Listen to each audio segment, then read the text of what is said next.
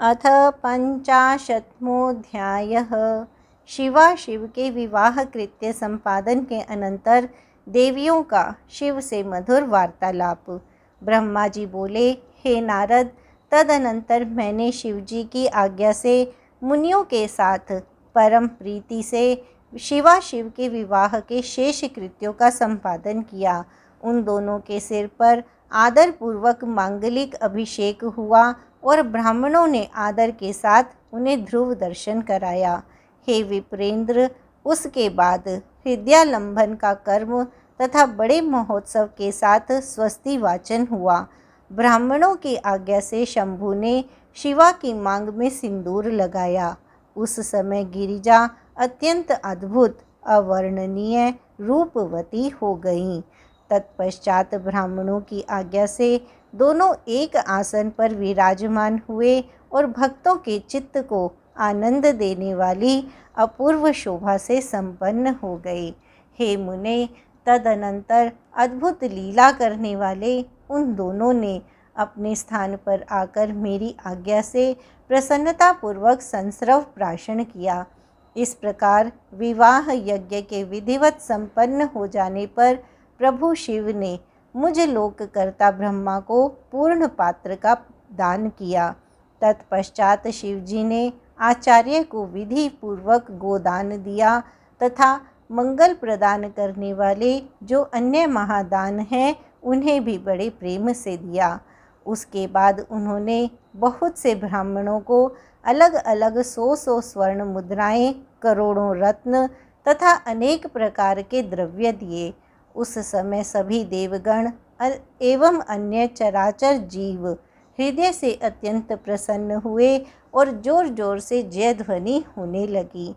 सभी ओर मंगल ध्वनि के साथ गान होने लगा और सबके आनंद को बढ़ाने वाली रम्य वाद्य ध्वनि होने लगी। उसके बाद मेरे साथ विष्णु, देवता, मुनिगण तथा अन्य लोग हिमालय से आज्ञा लेकर प्रसन्नतापूर्वक अपने अपने निवास स्थान को गए। उस समय हिमालय के नगर की स्त्रियां प्रसन्न होकर शिवा एवं शिव को लेकर दिव्य कोहवर घर में गईं। वहां पर वे स्त्रियां आदर के साथ लौकिकाचार करने लगीं। चारों ओर आनंद प्रदान करने वाला महान उत्साह फैल गया। उसके बाद उन सब ने लोगों का कल्याण करने वाले उन शिव शिवा को महादिव्य निवास स्थान में ले जाकर प्रसन्नतापूर्वक लौकिकाचार किया। तत्पश्चात हिमालय के नगर की स्त्रियां समीप में आकर मंगल कर्म करके दंपत्ति को घर में ले गईं। वे जय जयकार कर ग्रंथि बंधन खोलने लगीं। उस समय वे कटाक्ष करती हुई मंद मंद हंस रही थी और उनका शरीर रोमांचित हो रहा था। वे श्रेष्ठ स्त्रियां वास गृह में प्रवेश करते ही मोहित हो गईं और सुंदर रूप तथा वेश वाले, संपूर्ण लावण्य से युक्त, नवीन यौवन से परिपूर्ण, कामिनियों के चित्त को मोहित करने वाले, मंद मंद मुस्कान युक्त, प्रसन्न मुख मंडल वाले, कटाक्ष युक्त, अत्यंत सुंदर, अत्यंत सूक्ष्म वस्त्र धारण किए हुए और अनेक रत्नों से विभूषित परमेश्वर को देखती हुई अपने अपने भाग्य की प्रशंसा करने लगी। उस समय 16 दिव्य नारियां बड़े आदर के साथ इन दंपति को देखने के लिए शीघ्र ही पहुंच गई। सरस्वती, लक्ष्मी, सावित्री, जाह्नवी, अदिति, शची, लोपामुद्रा, अरुंधति, अहल्या, तुलसी, स्वाहा, रोहिणी, वसुंधरा, शतरूपा, संज्ञा और रति ये देव स्त्रियां हैं। अन्य जो मनोहर देव कन्याएं एवं मुनि कन्याएं वहां स्थित थीं, उनकी गणना करने में कौन समर्थ है। उनके द्वारा दिए गए रत्न के आसन पर शिवजी प्रसन्नता के साथ बैठे। इसके बाद सब देवियां क्रम से मंद मंद हंसती हुई उनसे मधुर वचन कहने लगीं। सरस्वती बोली, हे महादेव, अब प्राणों से भी अधिक प्यारी सती देवी आपको प्राप्त हो गई हैं। हे कामुक, इनके चंद्रमा के समान आभा वाले प्रिय मुख को प्रसन्नतापूर्वक देखकर आप संताप को त्याग दीजिए। हे कालेश, आप इस सती का आलिंगन करते हुए अपना समय व्यतीत कीजिए। सभी समय आपके आश्रित रहने वाली इस सखी से आपका वियोग नहीं होगा। लक्ष्मी बोली, हे देवेश, अब लज्जा का त्याग कर सती को अपने वक्षस्थल में स्थित कीजिए। जिसके बिना आपके प्राण निकल रहे थे उसके प्रति कौन सी लज्जा। सावित्री बोली, हे शंभो, सती को भोजन कराकर आप भी शीघ्र भोजन कीजिए। किसी बात का खेद मत कीजिए और आचमन करके सती को आदर से कपूर मिश्रित तांबूल दीजिए। जाह्नवी बोली, अब इस सुवर्ण कांति वाली पार्वती के केशों को पकड़कर संवारिए, क्योंकि कामिनी स्त्रियों का इससे बढ़कर और कोई पति से प्राप्त होने वाला सौभाग्य सुख नहीं होता। अदिति बोली, हे शिवे, आप भोजन के पश्चात मुख शुद्ध करने के लिए शंभु को अति प्रेम से जल प्रदान कीजिए, क्योंकि दंपत्ति का परस्पर प्रेम दुर्लभ है। शची बोली, जिसके लिए आप मोहवश विलाप करते करते दर दर भटक रहे थे, उस शिवा को वक्षस्थल पर धारण कीजिए। उस प्रिया के प्रति आपको लज्जा क्यों। लोपामुद्रा बोली, हे शंकर, भोजन करके आप वास गृह में जाइए, यह स्त्रियों का व्यवहार है। आप शिवा को तांबूल देकर शयन कीजिए। अरुंधति बोली, हे शिव, मीना आपके निमित्त पार्वती को देना नहीं चाहती थी, किंतु मेरे बहुत समझाने पर उन्होंने पार्वती को देना स्वीकार किया। अब आप इनसे अधिक प्रेम कीजिए। अहल्या बोली, अब आप वृद्धावस्था को छोड़कर पूर्ण युवा हो जाइए, जिससे कन्या देने वाली इस मीना को पुत्री दान से संतुष्टि प्राप्त हो जाए। तुलसी बोली, हे प्रभो, आपने पूर्व काल में सती का त्याग किया, उसके बाद कामदेव को जलाया। अब आपने पार्वती को प्राप्त करने के लिए हिमालय के घर वशिष्ठ को कैसे भेजा। स्वाहा बोली, हे महादेव, अब आप स्त्रियों के वचन में स्थिर हो जाइए, क्योंकि विवाह में स्त्रियों की प्रगल्भता एक व्यवहार होता है। रोहिणी बोली, हे काम शास्त्र विशारद, अब आप पार्वती की कामना पूर्ण कीजिए। आप स्वयं कामी हैं, अतः कामिनी के काम सागर को पार कीजिए। वसुंधरा बोली, हे भावज्ञ, आप कामार्थ स्त्रियों के भाव को जानते हैं। हे शंभो, स्त्री अपने स्वामी की ईश्वर भाव से निरंतर सेवा करती है। वह पति के अतिरिक्त अपनी किसी भी वस्तु की रक्षा करना नहीं चाहती। शतरूपा बोली, भूख से तड़पता हुआ व्यक्ति दिव्य सुख का भोग किए बिना संतुष्ट नहीं होता। अतः हे शंभो, जिससे स्त्री को संतुष्टि हो, आपको वही करना उचित है। संज्ञा बोली, हे सखी, रत्न दीपक जलाकर एकांत में पलंग बिछाकर और उस पर तांबूल रखकर परम प्रीति से शीघ्रतापूर्वक शिवा के साथ शिव को स्थापित करो। ब्रह्मा जी बोले, स्त्रियों के वे वचन सुनकर निर्विकार एवं महान योगियों के गुरु के भी गुरु भगवान शंकर जी उनसे स्वयं कहने लगे। शंकर जी बोले, हे देवियों, मेरे समीप इस प्रकार के वचन को आप लोग ना बोलें।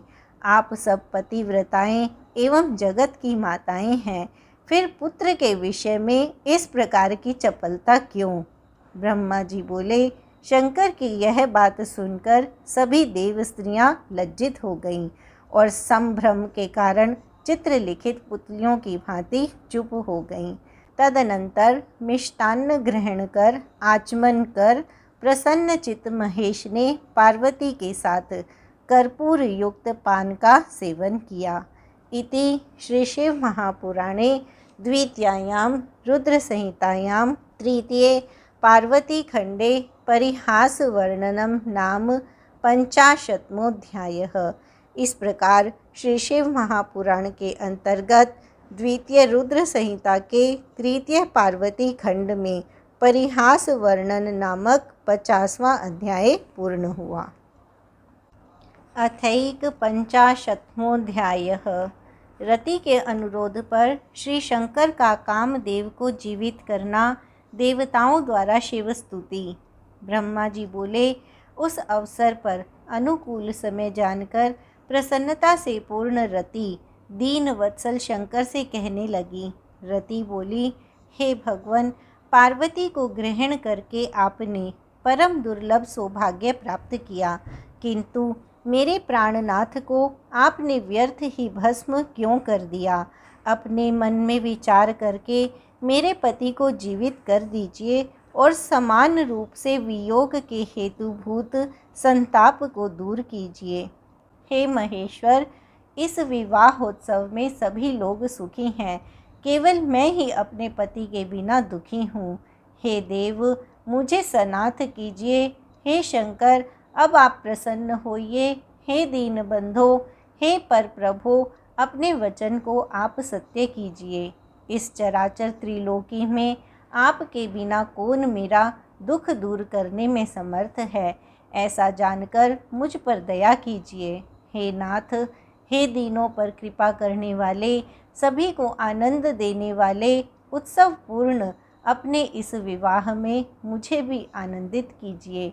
मेरे पति के जीवित होने पर ही प्रिया पार्वती के साथ आपका विहार पूर्ण होगा, इसमें संदेह नहीं।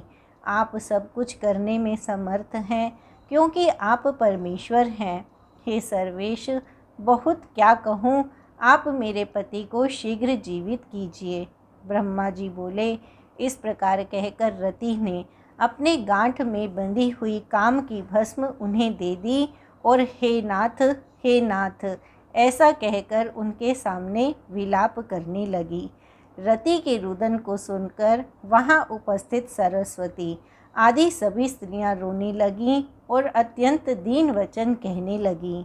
देवियां बोली, हे प्रभो, आप भक्त वत्सल नाम वाले, दीन बंधु और दयानिधि हैं। आप काम को जीवित कर दीजिए तथा रति को प्रसन्न कीजिए।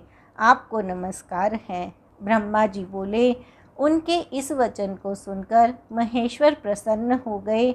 उन करुणा सागर प्रभु ने शीघ्र ही उन पर कृपा दृष्टि की। शूलधारी शिवजी की अमृतमयी दृष्टि पड़ते ही भस्म से उसी रूप वेश चिन्ह को धारण किए हुए सुंदर तथा अद्भुत शरीर वाले कामदेव प्रकट हो गए। उसी रूप तथा उसी आकार वाले हास्ययुक्त एवं धनुष बाण युक्त अपने पति को देखकर रति ने उन्हें तथा महेश्वर को प्रणाम किया। वह कृतार्थ हो गई और हाथ जोड़कर अपने जीवित पति के साथ प्राणनाथ कामदेव को प्रदान करने वाले देव शंकर की स्तुति करने लगी। पत्नी सहित काम की स्तुति सुनकर भगवान शंकर अत्यंत प्रसन्न हो गए और करुणा से आर्द्र होकर कहने लगे। शंकर जी बोले, हे काम, स्त्री सहित तुम्हारी स्तुति से मैं प्रसन्न हूँ। हे स्वयंभव, अब तुम अभीष्ट वर मांगो, मैं उसे तुम्हें देता हूँ। ब्रह्मा जी बोले, शिवजी का ऐसा वचन सुनकर कामदेव अत्यंत प्रसन्न हो गए और विनम्र होकर हाथ जोड़कर गदगद वाणी में बोले। कामदेव बोले, हे देवदेव, हे महादेव, हे करुणा सागर, हे प्रभो, हे सर्वेश, यदि आप प्रसन्न हैं तो मुझे आनंद प्रदान कीजिए। हे प्रभो, मैंने पूर्व समय में जो अपराध किया है उसे क्षमा कीजिए। स्वजनों में परम प्रीति और अपने चरणों में भक्ति दीजिए। ब्रह्मा जी बोले, कामदेव की यह बात सुनकर करुणा सागर परमेश्वर प्रसन्न हो तथास्तु ऐसा कहकर हंसते हुए उनसे पुनः कहने लगे। ईश्वर बोले, हे काम, हे महामते, मैं तुम पर प्रसन्न हूँ। तुम भय का त्याग करो और विष्णु के समीप जाओ तथा बाहर स्थित हो जाओ। ब्रह्मा जी बोले। यह सुनकर वह कामदेव सिर झुकाकर प्रभु को प्रणाम करके परिक्रमा कर उनकी स्तुति करते हुए बाहर जाकर विष्णु एवं अन्य देवताओं को प्रणाम कर उनकी उपासना करने लगा। देवताओं ने कामदेव से संभाषण कर कल्याणकारी आशीष प्रदान किया। इसके बाद प्रसन्नतापूर्वक शिवजी का हृदय में स्मरण करके वे विष्णु आदि उनसे कहने लगे। देवता बोले, हे काम, तुम धन्य हो जो शिवजी के द्वारा दग्ध हो जाने के बाद भी उनके अनुग्रह पात्र बने और अखिलेश्वर ने सात्विक कृपा दृष्टि से तुम्हें जीवित कर दिया। कोई भी किसी को सुख दुख देने वाला नहीं है। पुरुष स्वयं अपने किए हुए कर्म का फल भोगता है। समय के आने पर रक्षा, विवाह तथा जन्म होता है, उसे कौन रोक सकता है। ब्रह्मा जी बोले। ऐसा कहकर उनका सत्कार करके सफल मनोरथ वाले वे सभी विष्णु आदि देवगण सुखपूर्वक वहीं स्थित हो गए। कामदेव ने भी प्रमुदित होकर शिवजी की आज्ञा से वहीं निवास किया। उस समय जय शब्द, नमः शब्द और साधु शब्द होने लगा। उसके बाद शिवजी ने अपने निवास गृह में पार्वती को बाईं ओर बैठाकर उन्हें मिष्टान्न का भोजन कराया और उन्होंने भी परम प्रसन्न होकर उन शिवजी को भोजन कराया। इस प्रकार लोकाचार में लगे हुए वे शंभु वहाँ का कृत्य करके मीना तथा हिमालय से आज्ञा लेकर जनवास में चले गए। हे मुने, उस समय महोत्सव होने लगा, वेद ध्वनि होने लगी तथा लोग चारों प्रकार के बाजे बजाने लगे। शिवजी ने अपने स्थान पर आकर मुनियों को, मुझे तथा विष्णु को प्रणाम किया। देवता आदि ने लोकाचार के कारण उनको भी प्रणाम किया। उस समय जय शब्द और नमः शब्द का उच्चारण होने लगा और सभी प्रकार के विघ्नों को दूर करने वाली मंगलदायिनी वेद ध्वनि होने लगी। विष्णु, मैं, इंद्र, सभी देवगण, ऋषि, सिद्ध, उपदेव एवं नाग अलग अलग शिवजी की स्तुति करने लगे। देवता बोले, हे शंकर, हे सर्वाधार, आपकी जय हो। हे महेश्वर, आपकी जय हो। हे रुद्र, हे महादेव, हे विश्वंभर, हे प्रभो, आपकी जय हो। हे कालीपते, हे स्वामिन, हे आनंद प्रवर्धक, आपकी जय हो। हे त्र्यंबक, हे सर्वेश, आपकी जय हो। हे मायापते, हे विभो, आपकी जय हो। हे निर्गुण, हे निष्काम, हे करणातीत, हे सर्वज्ञ, आपकी जय हो। हे संपूर्ण लीलाओं के आधार, आपकी जय हो। हे अवतार धारण करने वाले, आपको नमस्कार है। अपने भक्तों की कामना को पूर्ण करने वाले, हे ईश, हे करुणा सागर, आपकी जय हो। हे आनंदमय, हे सुंदर रूप वाले, आपकी जय हो। हे माया से सगुण रूप धारण करने वाले, आपकी जय हो। हे उग्र, हे मृड, हे सर्वात्म, हे दीनबंधो, हे दयानिधे, आपकी जय हो। हे अविकार, हे मायेश, हे वाणी तथा मन से अतीत रूप वाले, आपकी जय हो। ब्रह्मा जी बोले, हे नारद, इस प्रकार गिरिजापति महेश्वर प्रभु की स्तुति कर वे विष्णु आदि देवगण परम प्रीति से शिवजी की यथोचित सेवा करने लगे। हे नारद, तब लीला से शरीर धारण करने वाले महेश्वर भगवान शंभु ने उन सबको श्रेष्ठ सम्मान प्रदान किया। हे तात, इसके बाद वे विष्णु आदि सभी लोग महेश्वर की आज्ञा प्राप्त करके अत्यंत हर्षित, प्रसन्न मुख तथा सम्मानित होकर अपने स्थान को चले गए।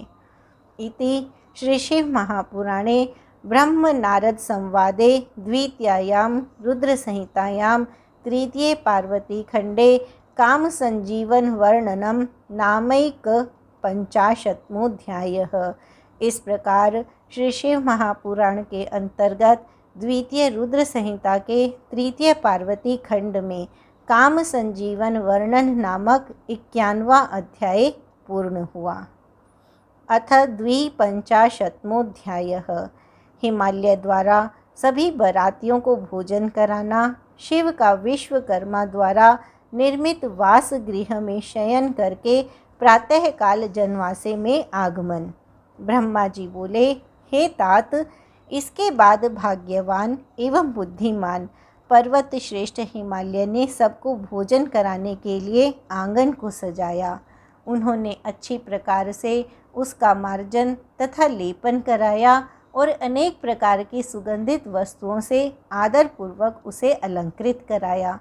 तदनंतर अपने पुत्रों तथा अन्य पर्वतों द्वारा शंकर जी सहित सभी देवगणों तथा अन्य लोगों को भोजन के लिए बुलवाया।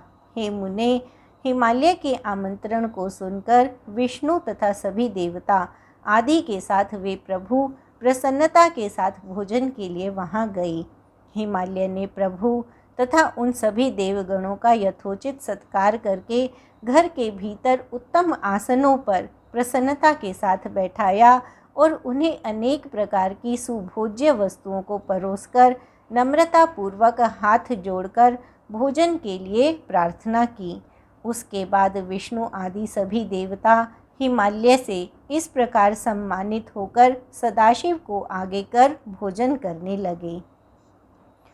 उस समय सभी देवगण मिलकर एक साथ पंक्तिबद्ध होकर परस्पर हास्य करते हुए अलग अलग भोजन करने लगे। महाभाग नंदी, भृंगी, वीरभद्र तथा वीरभद्र के गण पृथक होकर कौतूहल में भरकर भोजन करने लगे। अनेक प्रकार की शोभा से संपन्न महाभाग इंद्र आदि लोकपाल तथा देवगण अनेक प्रकार के हास परिहास के साथ भोजन करने लगे। सभी मुनि, ब्राह्मण तथा भृगु आदि ऋषिगण आनंद के साथ पृथक पंक्ति में बैठकर भोजन करने लगे। इसी प्रकार चंडी के सभी गणों ने भी भोजन किया। वे भोजन करने के बाद प्रसन्नता पूर्वक कौतूहल करते हुए अनेक प्रकार के हास परिहास कर रहे थे। इसी तरह विष्णु आदि उन सभी देवताओं ने आनंद के साथ भोजन किया। फिर आचमन करके विश्राम के लिए वे प्रसन्नता पूर्वक अपने अपने निवास स्थान को चले गए। इधर मेना की आज्ञा से सभी पतिव्रता स्त्रियां भक्तिपूर्वक शिव से प्रार्थना कर वास नामक परमानंददायक निवास गृह में ले गईं। वहाँ पर मेना के द्वारा दिए गए मनोहर रत्न के सिंहासन पर बैठकर प्रसन्नता पूर्वक शिव जी वास गृह को देखने लगे। वह गृह सैकड़ों जलते हुए रत्न दीपकों से प्रकाशित तथा शोभा संपन्न था। वहाँ अनेक प्रकार के रत्नों के पात्र विराज रहे थे। उसमें स्थान स्थान पर मोती तथा मणियाँ लगी हुई थीं। वह रत्नों के दर्पण की शोभा से युक्त था। वह श्वेत वर्ण के चंवरों से मंडित था। उसमें मोतियों और मणियों की मालाएं लगी हुई थीं। वह परम ऐश्वर्य से संपन्न, अनुपम, महादिव्य, विचित्र, अत्यंत मनोहर तथा चित्त को प्रसन्न करने वाला था और उसके प्रत्येक स्थल में नाना प्रकार की कारीगरी की गई थी। वह गृह शिव के द्वारा दिए गए वर का अतुलनीय प्रभाव प्रकट कर रहा था और शोभा से संपन्न होने के कारण उस गृह का शिवलोक नामकरण किया गया था। वह अनेक प्रकार के सुगंधित, उत्तम द्रव्यों से सुवासित, उत्तम प्रकाश से युक्त, चंदन अगरू युक्त तथा पुष्प की शैया से समन्वित था। वह गृह विश्वकर्मा के द्वारा रचित नाना प्रकार के चित्रों की विचित्रता से युक्त था। उसमें सभी उत्तम रत्नों के सारों से रचित श्रेष्ठ हारों के ढेर लगे हुए थे। कहीं देवताओं के लिए अत्यंत मनोहर वैकुंठ बना हुआ था, कहीं ब्रह्मलोक बना हुआ था, कहीं लोकपालों का पुर बना हुआ था, कहीं मनोहर कैलाश बना हुआ था, कहीं इंद्र का मंदिर बना हुआ था और कहीं सबसे ऊपर शिवलोक सुशोभित हो रहा था। आश्चर्यचकित करने वाले ऐसे घर को देखकर शिवजी गिरिराज हिमालय की प्रशंसा करते हुए परम प्रसन्न हो गए। उसके बाद शिवजी ने परम रमणीय तथा उत्तम रत्न पर्यंक पर प्रसन्न हो लीलापूर्वक शयन किया। हिमालय ने अपने सभी भाइयों को तथा अन्य लोगों को बड़े प्रेम से भोजन कराया तथा शेष कृत्य पूर्ण किया। इस प्रकार हिमालय को सब कार्य पूर्ण करते हुए एवं ईश्वर शिवजी के शयन करते हुए सारी रात बीत गई और प्रभात काल उपस्थित हो गया। तब प्रातः काल होने पर धैर्य एवं उत्साह से भरे हुए लोग अनेक प्रकार के बाजे बजाने लगे। विष्णु आदि सभी देवगण उठ गए और अपने इष्ट देव शंकर का स्मरण कर प्रसन्नता के साथ शीघ्रता से सज्जित होकर तैयार हो गए। अपने अपने वाहनों को सजाकर कैलाश जाने के लिए उत्सुक उन लोगों ने शिवजी के समीप धर्म को भेजा। तत्पश्चात नारायण की आज्ञा से निवास गृह में आकर योगी धर्म योगीश्वर शंकर से समयोचित वचन कहने लगे। धर्म बोले, हे भव, उठिए उठिए, आपका कल्याण हो। हे प्रथमाधिप, जनवासे में चलिए और वहाँ उन सभी को कृतार्थ कीजिए। ब्रह्मा जी बोले, हे नारद, धर्मराज के इस वचन को सुनकर शिवजी हंसे। उन्होंने कृपा दृष्टि से धर्म की ओर देखा और शैया का परित्याग किया। वे हंसते हुए धर्म से कहने लगे, तुम आगे चलो, मैं भी वहाँ शीघ्र ही आऊँगा, इसमें संदेह नहीं है। ब्रह्मा जी बोले, शंकर जी के द्वारा इस प्रकार कहे जाने पर धर्मराज जनवासे में गए और बाद में स्वयं प्रभु शंकर जी भी वहाँ जाने का विचार करने लगे। इसे जानकर स्त्रियां आनंद में भरकर वहां पहुंच गई और शिव के दोनों चरणों को देखती हुई मंगल गान करने लगीं। इसके बाद वे शिवजी लोकाचार प्रदर्शित करते हुए प्रातः कृत्य करके मेना एवं पर्वतराज से आज्ञा लेकर जनवासे में गए। हे मुने, उस समय महोत्सव होने लगा, वेद ध्वनि होने लगी और लोग चारों प्रकार के बाजे बजाने लगे। शिवजी ने अपने स्थान पर आकर मुनियों को, मुझे तथा विष्णु को प्रणाम किया तथा देवता आदि ने भी लौकिक आचारवश उनकी वंदना की। उस समय चारों ओर जय शब्द, नमः शब्द और मंगलदायक वेद ध्वनि होने लगी। इस प्रकार वहाँ महान कोलाहल व्याप्त हो गया। इति श्री शिव महापुराणे द्वितीयायां रुद्र संहितायां तृतीये पार्वती खंडे वर वर्ग भोजन शिव शयन वर्णनम नाम 250मोऽध्यायः। इस प्रकार श्री शिव महापुराण के अंतर्गत द्वितीय रुद्र संहिता के तृतीय पार्वती खंड में वर वर्ग का भोजन और शिव शयन वर्णन नामक 52वां अध्याय पूर्ण हुआ।